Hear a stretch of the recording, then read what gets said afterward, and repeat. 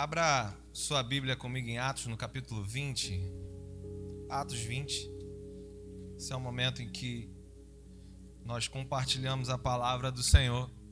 Vou pedir que todos os irmãos se assentem. Todos que...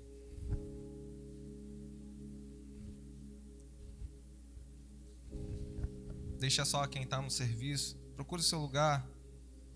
Se assente aí.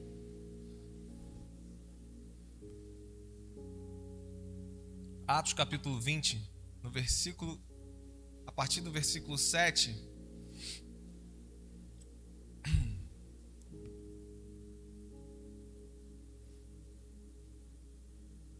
Atos, quantos acharam aí? Diga amém. Amém? Vamos orar? Você pode curvar sua cabeça. Senhor, nós te louvamos, Pai, te damos graças, te bendizemos por esse tempo. Pelo momento em que nós temos o privilégio, Pai, de estarmos com os nossos irmãos, recebendo da Tua porção, da Tua palavra que edifica, que consola, que exorta e que nos leva adiante na nossa caminhada de fé. Nós te damos graças por esse tempo, Pai, pedimos compreensão e sabedoria do alto para discernirmos aquilo que o Senhor tem para cada um de nós na noite de hoje, no culto de hoje, em nome de Jesus. Nós repreendemos aqui, Pai, toda a ação satânica, maligna contra mentes e corações.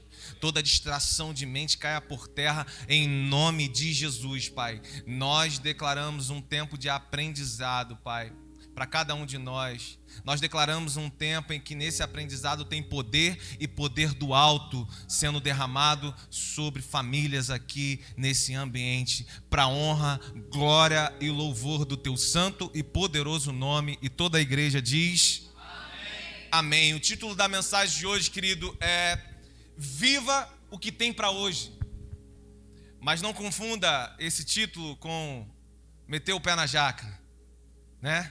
E geralmente quando a gente fala assim, então eu vou meter o pé na jaca para fazer tudo hoje.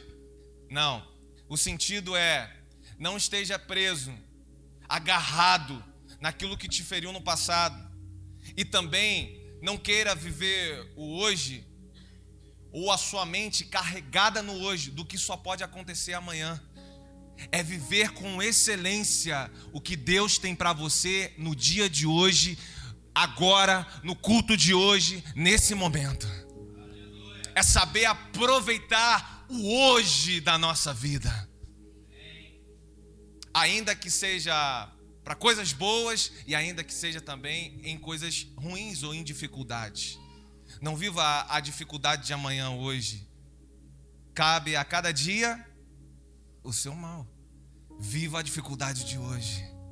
Viva com excelência o que tem para você, para sua casa, para sua família hoje. Esse é o sentido dessa verdade, o sentido dessa palavra.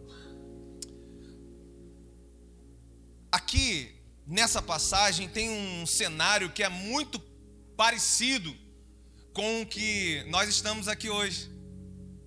É uma passagem famosa, conhecida de muitos, mas eu queria trazer isso para mim e para você. Esse cenário dessa passagem de Paulo em Troade, com esse jovem chamado Eutico, ele é muito, muito similar ao que nós estamos fazendo aqui hoje. Por quê?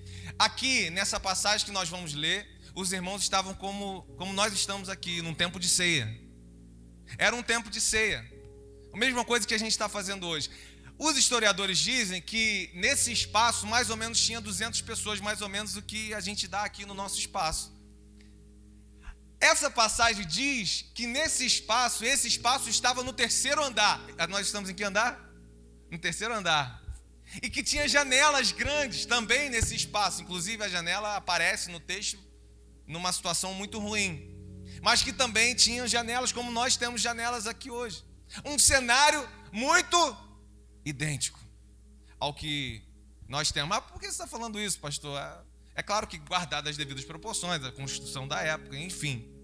Mas por que o senhor está falando isso? Eu estou falando porque no momento em que eu comecei a mergulhar nessa passagem, o Senhor me trouxe essa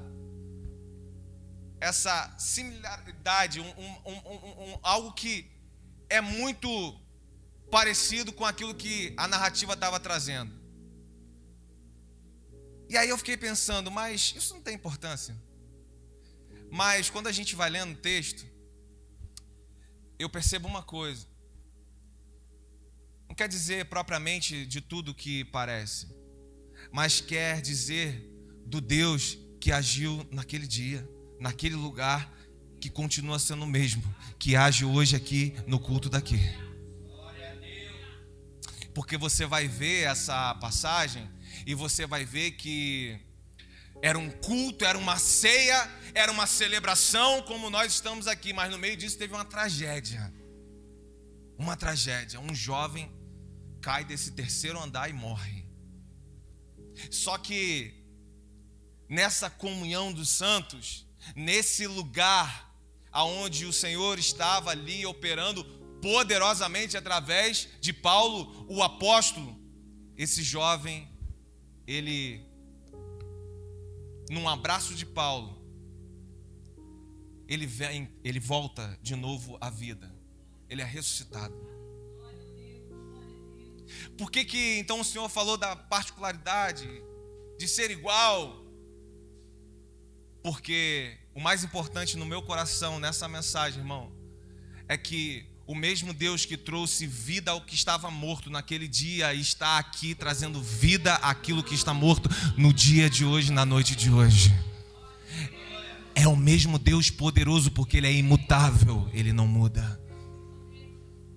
Ele é o mesmo ontem, hoje, do culto de hoje, na ceia de hoje, na noite de hoje, e será eternamente na minha e na sua vida, amém? Todos acharam? Diz assim, a partir do 7: no primeiro dia da semana, estando nós reunidos com o fim de partir o pão, Paulo, que devia seguir viagem no dia imediato, guarde isso, Paulo tinha o quê? Um compromisso imediato. Ele deveria seguir viagem no dia imediato, exortava-os e prolongou o discurso, a pregação, até a meia-noite. Havia muitas lâmpadas no cenáculo onde estavam reunidos. Um jovem chamado Eutico, que estava sentado numa janela, adormecendo profundamente durante o prolongado discurso de Paulo, vencido pelo sono, caiu do terceiro andar abaixo e foi dado como morto. Descendo, porém, Paulo inclinou-se sobre ele, abraçando e disse: não vos perturbeis, que a vida está nele. Subindo de novo, partiu o pão e comeu, e ainda lhes falou largamente até o romper da alva, e assim partiu. Então conduziram vivo o rapaz e sentiram-se grandemente confortados.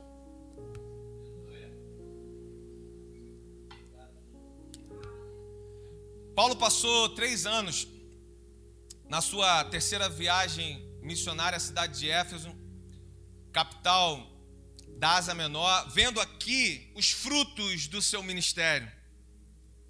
Sem dúvida, um período de reavivamento naquele lugar, naquele local, onde a gente sabe que muitas igrejas foram implantadas através desse homem, através da obediência e do posicionamento de Paulo, o apóstolo.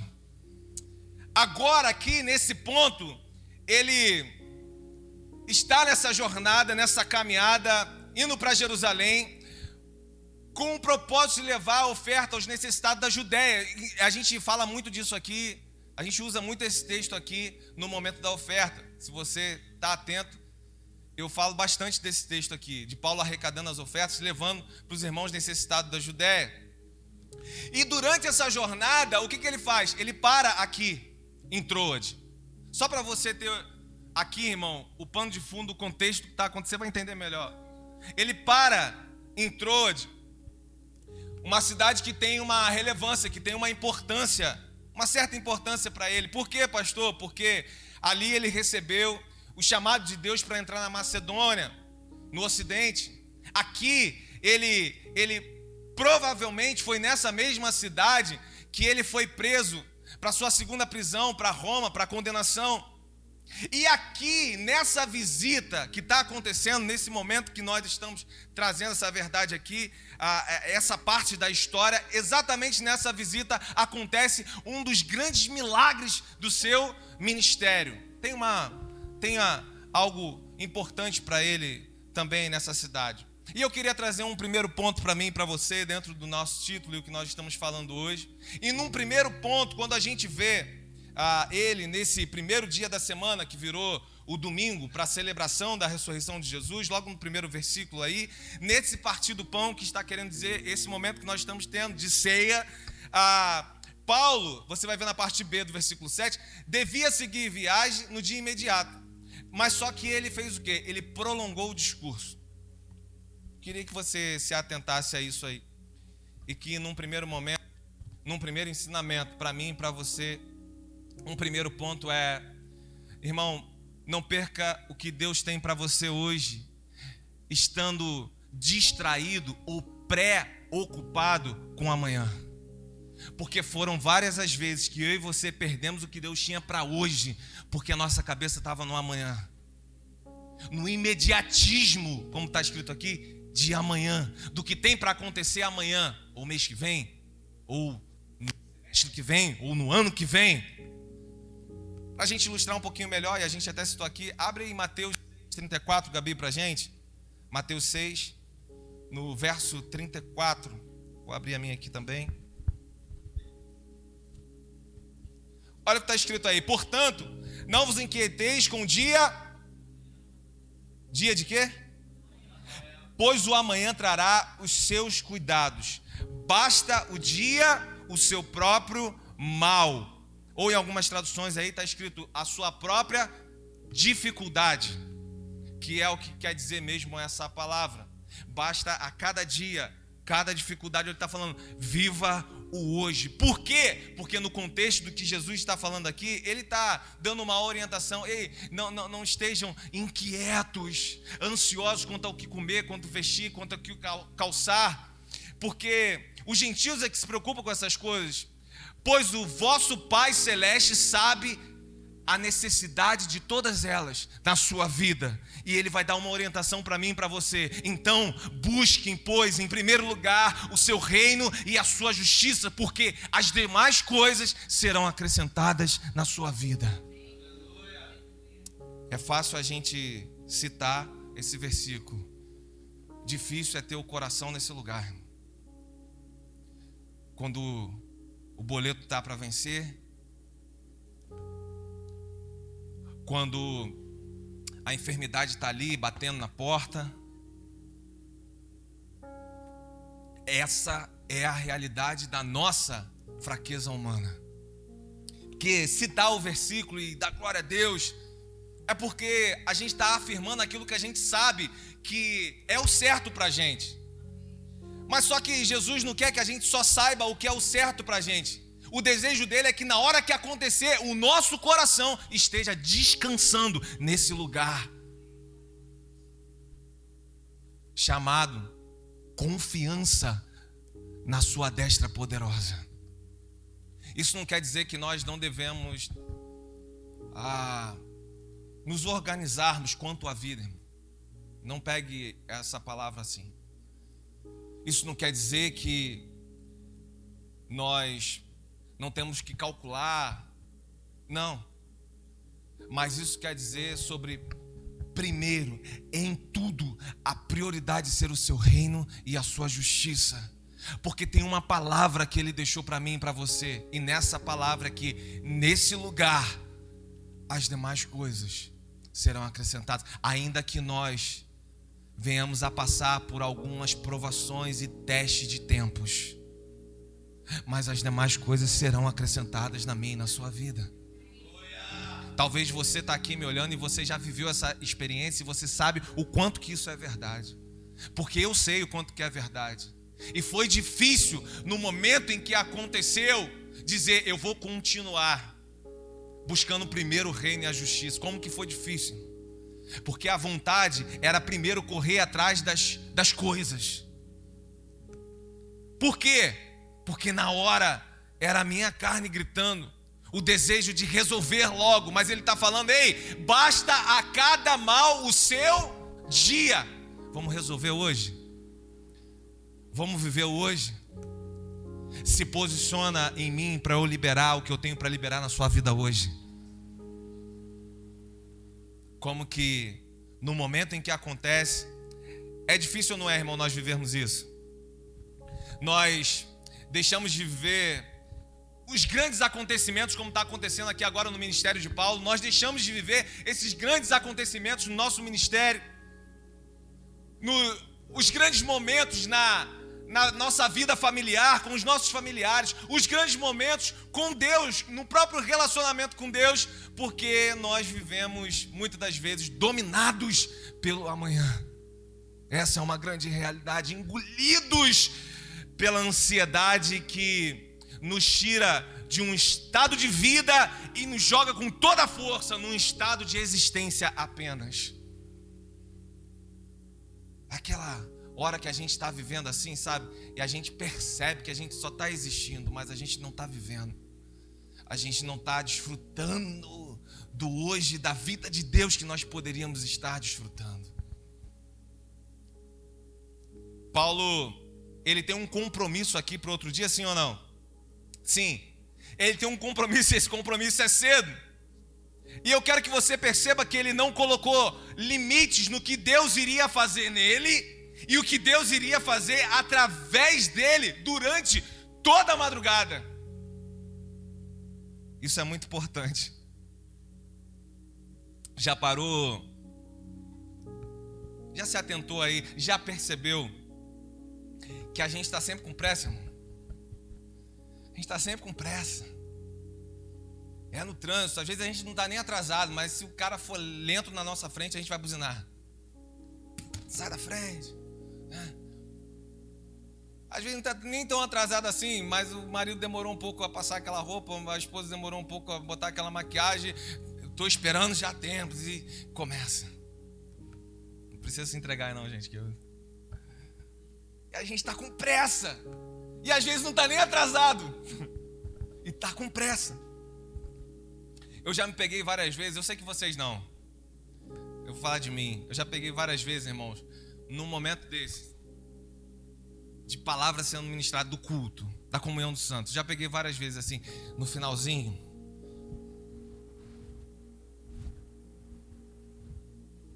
Olhando o relógio. Parece que o culto não acaba, né? Tem que trabalhar amanhã e... Tá atrasando. Paulo tá atrasando, o culto era para acabar cedo. Cismou de ir até meia-noite. E agora um jovem é ressuscitado, ele quer ir até o dia amanhecer, virou vigília, irmão. Poxa, Paulo, eu tenho que acordar cedo. Tem que trabalhar, irmão. Tem que ver a rodada do Fantástico, dos gols. Tem que comer aquela pizza, só tem domingo para comer. Várias vezes eu peguei assim, olhando no relógio. E eu percebi que é quando a gente perdeu, irmão, a convicção do que acontece quando a palavra, o poder que tem através dessa palavra está sendo ministrado. É quando a gente perdeu a convicção de que nesse lugar aqui, aquilo que está morto ou à beira da morte pode tornar a vida pelo poder da palavra ministrada. É quando isso já não faz mais diferença na minha e na sua vida. A gente está sempre acelerado, sempre acelerado. Tem vida que eu e você, meu irmão, nós recebemos quando nós não medimos mais esforços para nós estarmos em um lugar assim. O que a Bíblia chama carinhosamente da comunhão dos santos. Aonde a nossa fé está sendo edificada. Isso aqui, irmão, é muito diferente de uma simples reunião. Numa reunião a gente pode falar de futebol. As mulheres vão falar do cabelo, vão falar de maquiagem. E a gente pode estar horas juntos. E aquilo não edificar em nada a nossa fé. Mas nesse lugar chamado comunhão dos santos, a nossa fé está sendo avivada. O que tem isso de mais importante, pastor? É porque em tudo que nós vamos viver, as bases elas podem estarem um pouco enfraquecidas, mas se a sua base espiritual ela estiver fortalecida, essa é a base principal diante de todos os outros problemas que você vai encarar no dia a dia. Se essa base espiritual, se a sua fé estiver fortalecida, meu irmão, você pode estar vivendo melhor ano da sua vida e pode estar vivendo o pior ano da sua vida, você vai estar de pé, cara. Você vai ter paz que excede o entendimento. Você vai ter sabedoria para lidar com essas situações que são casuais, que são da vida. Por isso, a prioridade em buscar primeiro o reino e a sua justiça, crendo que as demais coisas, elas serão acrescentadas. Então, aqui nós recebemos dessa vida, nessa comunhão, quando nós não medimos esforços, meus irmãos, para estarmos em lugares assim, como esses irmãos aqui não mediram. Estavam todos apertados num lugar assim, a ponto de um jovem ter que ficar na janela, espremidos, para ver o grande Paulo, o apóstolo, derramando vida e vida abundante da palavra de Deus. E tem também vida da parte de Deus para mim e para você, quando nós rompemos os níveis medianos, ou vou chamar medíocre, que é a mesma coisa. Às vezes a gente entende a palavra medíocre como aquela que está lá embaixo, de baixo. Não, medíocre e mediano é a mesma coisa.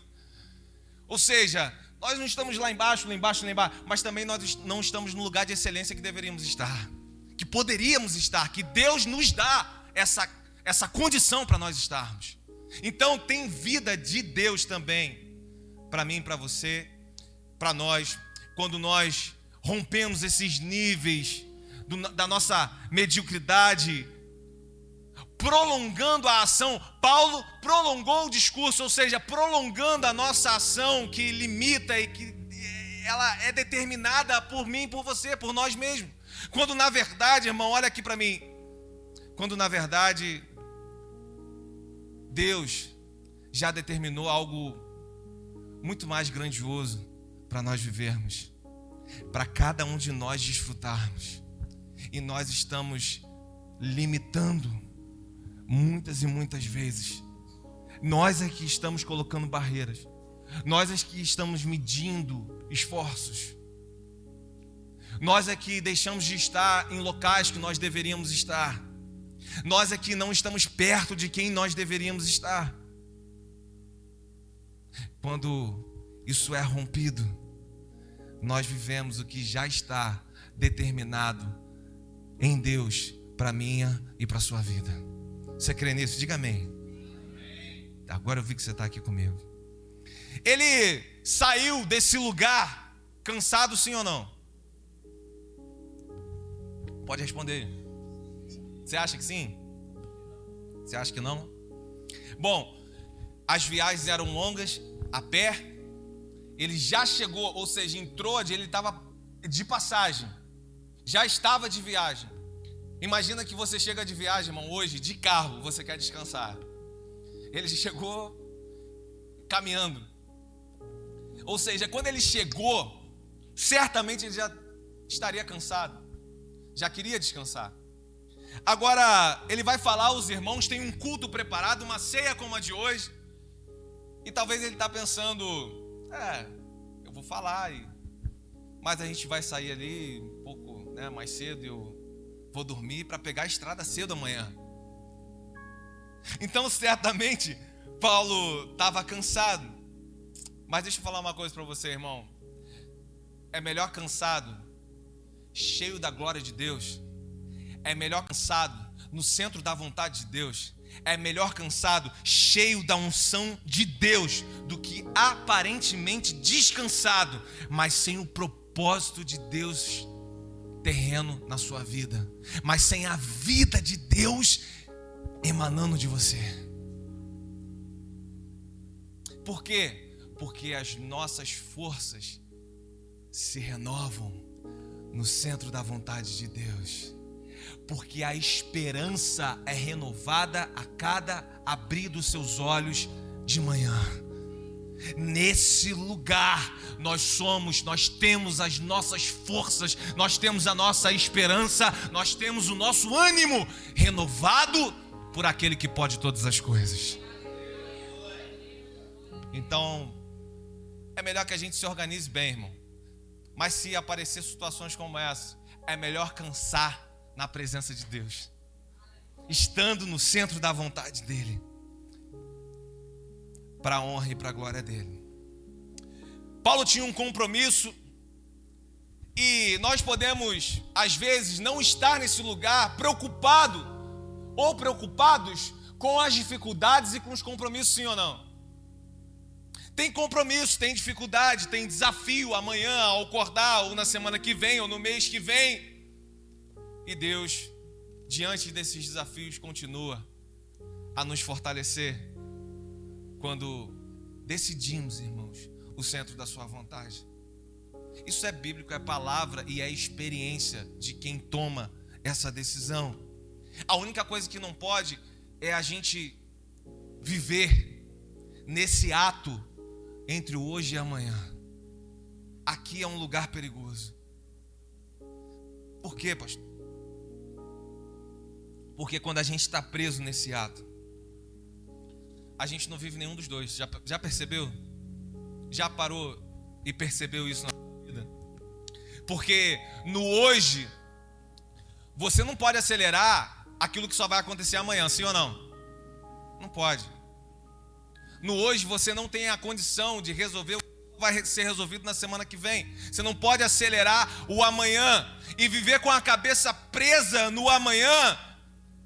É não viver a plenitude do que pode acontecer hoje. Quantos estão entendendo aí? Digam amém. E a gente fica nesse ato, perdidos. A gente não resolve nem lá e a gente não resolve nem aqui. A gente vai vivendo a vida assim, presos nesse ato. Cabe a cada mal, a cada dia, o seu mal, ou a sua dificuldade, irmão. Essa é uma realidade que ele traz para mim aqui quando ele decide, mesmo que o dia de amanhã e o compromisso de amanhã fosse imediato, continuar no propósito de Deus, para aquela noite, para aquela ressurreição, para aquele jovem e principalmente para a vida dele mesmo. Quanto tempo de comunhão com os irmãos, irmão? Olha aqui para mim, como nós temos aqui nos pequenos grupos, nos grupos caseiros, porque essa é a igreja, irmão. Ali nós compartilhamos a nossa vida, o nosso coração. Ali tem palavra. Nas terças-feiras, quando nós nos reunimos nas casas, ali eu permito e sou permitido a tocar na vida do outro. É tudo que o Evangelho deixou para mim e para você. É tudo que a palavra deixou, a forma de nós nos relacionarmos em Cristo Jesus, fortalecendo uns aos outros, perseverando na doutrina dos apóstolos. Porque isso traz ânimo à nossa caminhada de fé. Porque isso aquece o nosso coração e fortalece o nosso coração na caminhada de fé. Nessa luta interminável de espírito contra a carne. Ali, por exemplo, aqui hoje, quando encontramos uns com os outros nesse propósito, nessa finalidade, somos fortalecidos nisso, sim ou não? Então ali é uma extensão mais íntima. Então, quanto tempo de comunhão assim, ou quanto tempo com a nossa família, tempo de qualidade com a nossa família que nós perdemos, porque daqui a pouco nós temos um compromisso. Porque o dia vai virar e eu estou ocupado demais para isso.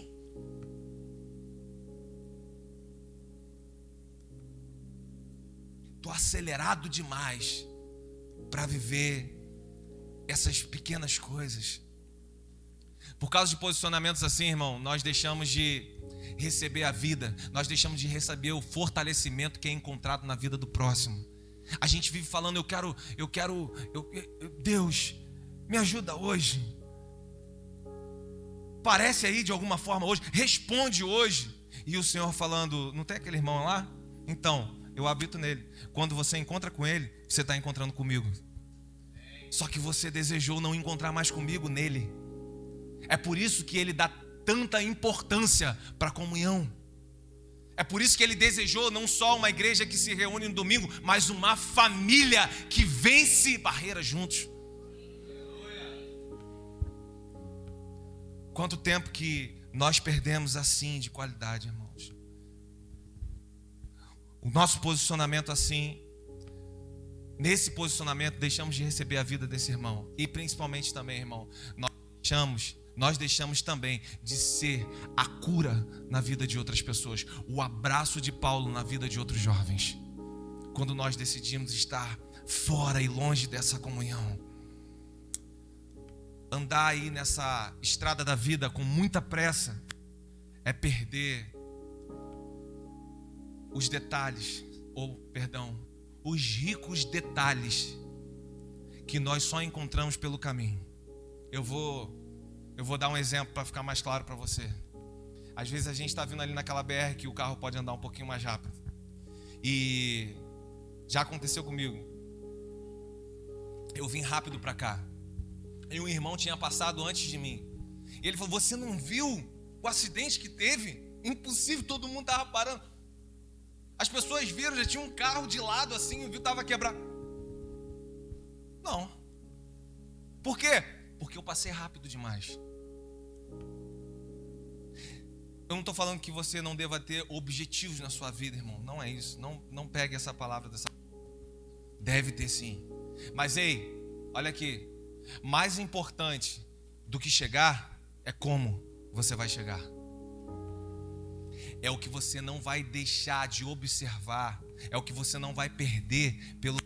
Por quê? Porque depois que você chega, você não fala muito da chegada. O que você mais fala quando você chega é sobre o que aconteceu no caminho.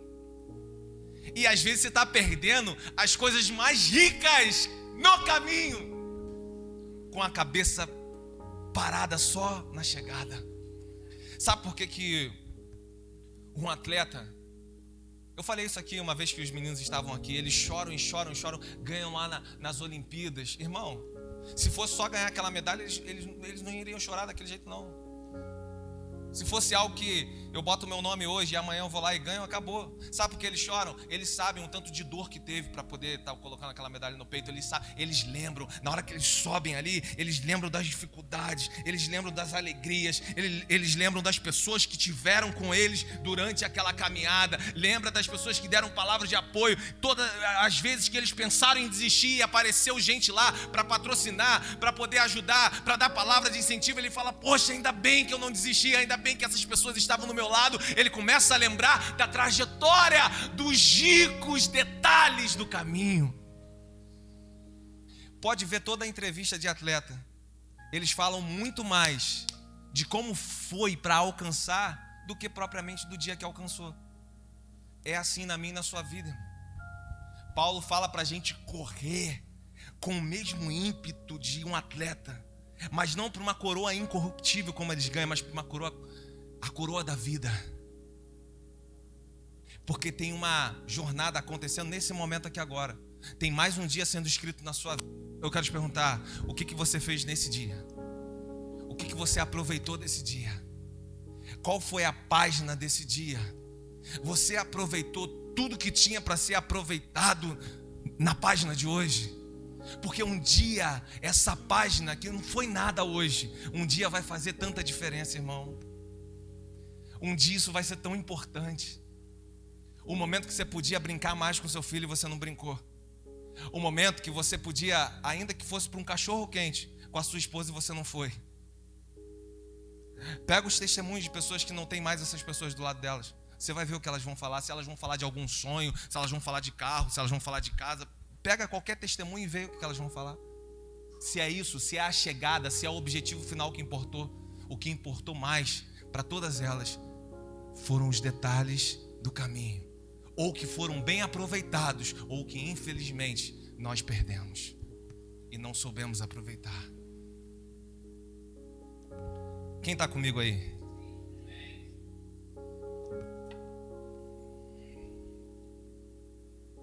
Viver o que Deus tem para hoje.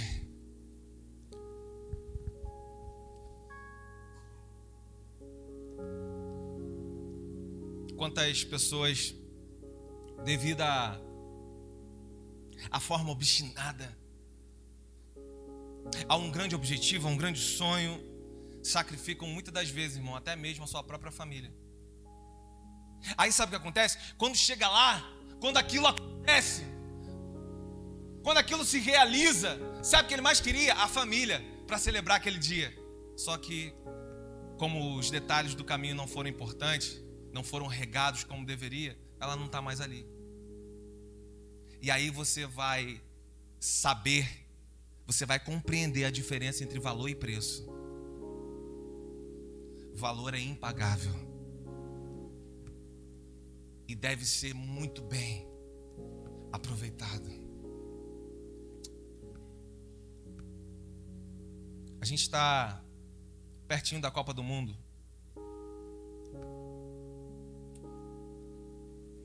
Por que eu falo isso para você?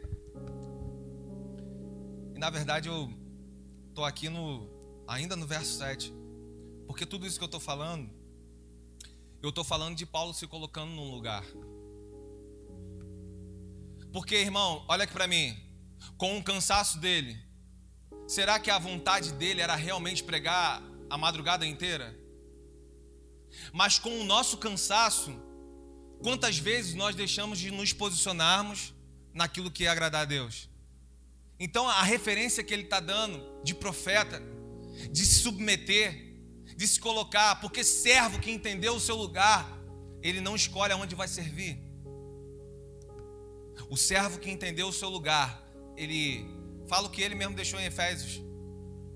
Ele entendeu que a manifestação do serviço dele é para que o corpo seja edificado e não a vontade e os desejos do seu coração. Então, quando ele está fazendo isso, ele está entendendo que o corpo está sendo edificado. Ele não segue com a vontade ou com o cansaço dele ou com os caprichos dele. Ele se coloca nesse lugar. Ele está ali. E como eu falei aqui, está chegando a Copa do Mundo. E eu falo da importância desse valor para você, porque na última Copa do Mundo, quando estava chegando a Copa do Mundo, eu jamais poderia imaginar que no meio da Copa do Mundo eu não teria mais a minha mãe tão nova. Tão nova.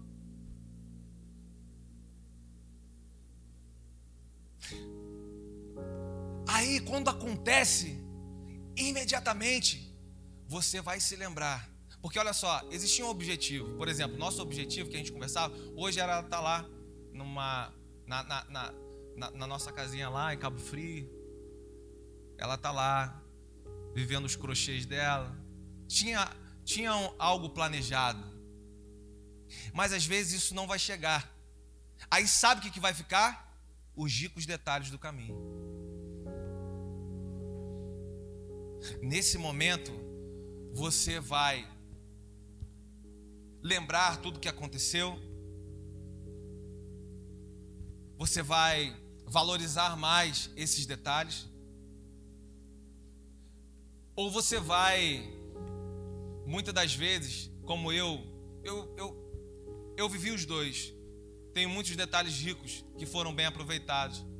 Mas eu posso falar de uns 3, 4 anos também que a única coisa que ficou dentro de mim foi um vazio por não ter aproveitado bem esses 3, 4 anos. E como é difícil a gente conviver com esse vazio. É só encontrando a alegria no Espírito Santo mesmo que nos consola, para poder colocar no lugar desse vazio aquilo que foi bem aproveitado. E ele dá um alerta de como se colocar nesse lugar, de como estar nesse lugar. Por isso que, se tem algo que você pode ser, porque Paulo decidiu naquela noite, além do seu cansaço, do que quer que fosse, ele decidiu ser profeta na vida daquelas pessoas. Além do cansaço da madrugada. Então, irmão, se tem algo que você pode ser, se tem algo que você pode fazer, ele decidiu ser um profeta. E o que ele pode fazer? Olha, o que eu posso fazer é prolongar o meu discurso, porque Deus está falando aqui. Tem pessoas sendo tocadas aqui. Não interessa então o meu cansaço. Então eu posso ser profeta na vida dessas pessoas. Eu posso fazer o quê? Eu posso, além do meu cansaço, prolongar o que Deus está fazendo aqui nesse lugar. Então ele continua até meia-noite. Ou depois que acontece o que aconteceu, ele vai até de manhã. Se tem algo que você pode ser como ele foi, se você pode fazer como ele fez, seja e faça hoje, independentemente do imediatismo de amanhã. O que você tem que fazer amanhã é uma responsabilidade que está sobre a sua vida amanhã. Deixe o amanhã para amanhã. Faça hoje o que tem que ser feito hoje.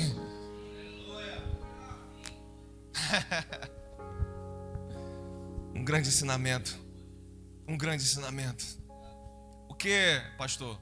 Eu não sei, irmão. Sabe por quê? Porque essa resposta do que tem que ser hoje cabe a você. Eu tenho que ser um pai melhor hoje, uma mãe melhor hoje. Eu tenho que ser um filho melhor.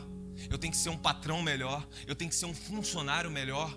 O que eu preciso ser melhor? E é hoje. Eu tenho que ser um vizinho melhor, um servo melhor, um discípulo de Jesus melhor, que não limita o que Deus está derramando por falta de prioridade naquilo que Ele deseja operar e fazer através de mim. O que é? O que é? O que eu tenho que ser melhor? E é hoje.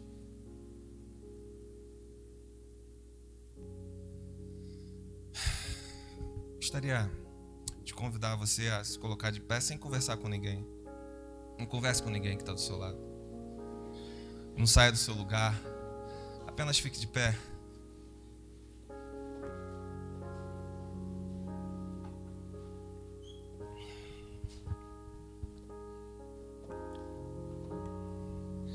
Por isso o nosso tema é ser e fazer discípulo. Paulo foi o profeta que ele precisava ser, além do seu cansaço, e fez o que deveria ter sido feito. Na vida dele, com relação a esses irmãos e vários outros irmãos também. Continua acompanhando comigo o versículo 8. Havia muitas lâmpadas no cenáculo onde estavam reunidos. Alguns pegam até, irmão, olha aqui para mim, não se distraia com os irmãos subindo não. Olha aqui para mim. Tem palavra de Deus para você. Alguns pegam até essa parte, esse trecho, dessas muitas lâmpadas, ou sejam, tochas, que até por causa dessas fumaças causou muito sono naquele ambiente. Pode ser alguma coisa assim, mas nada falando aqui, mas também pode ter somado para isso. Então, versículo 9, um jovem chamado Eude, que estava sentado à janela, adormecendo, ele cai ali daquele terceiro andar. E eu quero chamar sua atenção para esse detalhe aqui. E ele caiu no discurso prolongado de Paulo, vencido pelo sono. Quero que você se atente nisso. Caiu do terceiro andar e morreu. Vencido pelo sono. Algumas pregações sobre essa mensagem, sobre essa passagem, trazem de forma, acho até que irresponsável, não sei, de que pegam assim, o jovem que está dentro da igreja, mas está com a atenção lá fora, olhando para o mundo, olhando o que está lá fora, vai ser causado morte nesse jovem. Outros falam que, olha, você foi ao culto, é para adorar, irmão, é para prestar atenção. Se você vai no culto para dormir, Deus está aí para te... Quem está dormindo aí, irmão? Tem alguém que dormiu hoje? Deus está aí para te fulminar, hein? Para te matar. Irmão, eu não consigo de forma nenhuma ver nada disso, porque assim, a briga do jovem é a mesma desde sempre, para estar nesse lugar de matar a sua carne. E aí você imagina que esse jovem, podendo estar na rua, ou podendo viver a sua libertinagem, o que fosse, ele estava meia-noite ouvindo a palavra. E essa palavra vai dizer que ele foi vencido pelo sono, ou seja, ele estava ali se esforçando. Quem é vencido é porque estava lutando. Estava lutando contra o seu físico, estava lutando contra a sua carne, estava lutando. Então esse jovem queria muito essa verdade, queria muito essa vida, queria muito essa palavra. É só isso que eu consigo ver. Vencido pelo sono, pela nossa carne. Quantos de nós aqui, ouvindo essa palavra, nós nos identificamos vencidos pelo sono? Às vezes não nesse lugar que deveríamos estar, vencidos pela nossa carne, pelo nosso, entre aspas, sono. Às vezes não num relacionamento como nós falamos aqui o tempo inteiro. vencidos pelo sono, vencidos pela nossa carne, pelo que é um estado físico. Quantas vezes perdemos o nosso devocional, a leitura da palavra, vencidos pela preguiça. Perdemos o lugar de adoração, o lugar de oração, o lugar secreto, vencidos pela preguiça, pela apatia. Quantas vezes estamos ali e somos vencidos pela vaidade, vencidos, na forma geral, pela nossa carnalidade, pela minha e pela sua fraqueza humana. Quantas e quantas são as vezes que isso acontece? Mas eu quero animar você nessa noite. A palavra continua dizendo que quando ele foi vencido, ele caiu, igualzinho a mim e você. Ele morreu, nós morremos espiritualmente, ou estamos à beira da morte em muitas das vezes, ou estamos enfraquecidos, desanimados, mesmo querendo.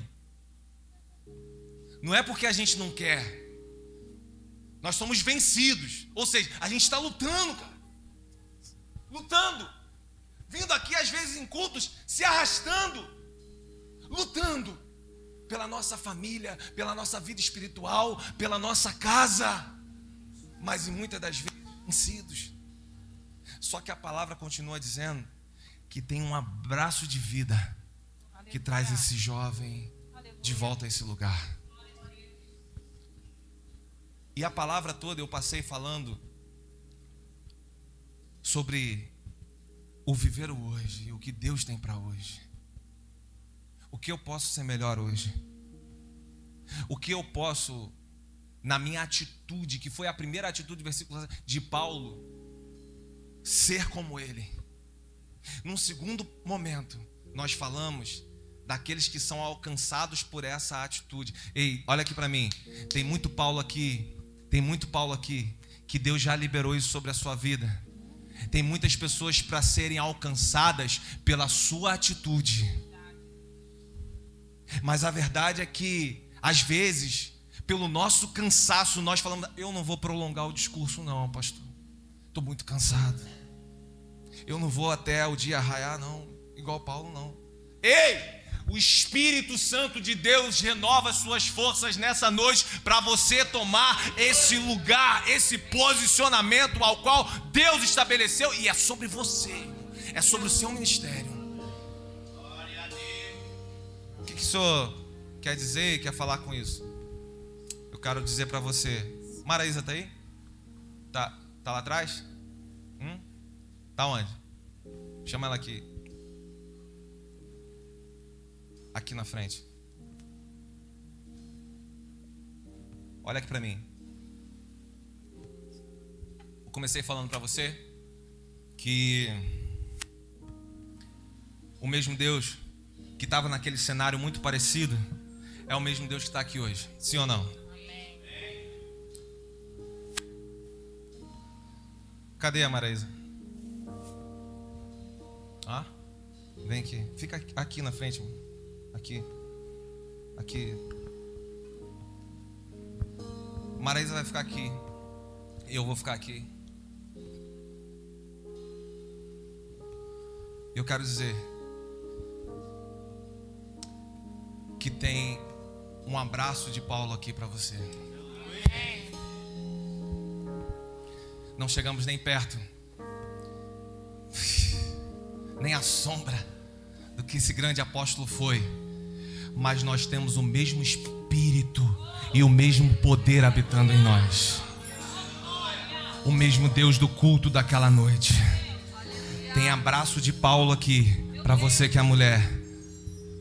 Com a Maraísa, tem abraço de Paulo aqui para você que é homem aqui comigo. Eu quero que você saia do seu lugar, reconheça isso, enquanto os nossos irmãos estão cantando esse louvor. Tem reavivamento, tem reavivamento, tem posicionamento sobre